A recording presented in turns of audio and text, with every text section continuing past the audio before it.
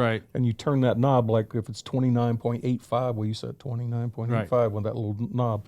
And that pressure altimeter is going to give you your height. Like you would say, you have to reset that.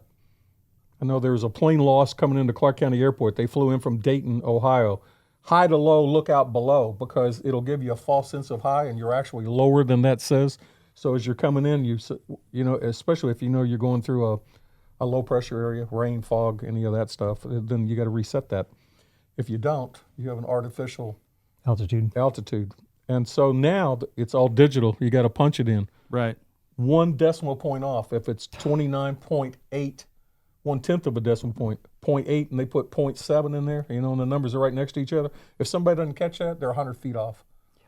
And they said they're going to go back and look and see what got punched in, because they could literally be on a digital readout, and you think, well, that's what it says, so that's what it must be. No, because the human error started way before that on whoever set up the... And strangely, that's the altitude difference was about 100 feet. Well, that's what I'm saying. Yeah. That was exactly what they're off. Doesn't that seem like a ridiculously close amount of space between a commercial airliner and a helicopter? It's insane.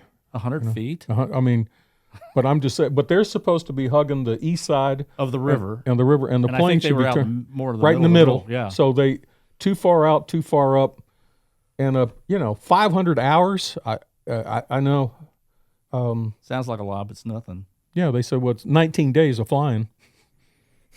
So, so if that's what if that's what you're doing, I mean, I don't understand it, and to have all that proximity to airports, and then it's so funny because it's never one thing that happens. It's you set the dominoes up and then start knocking them down.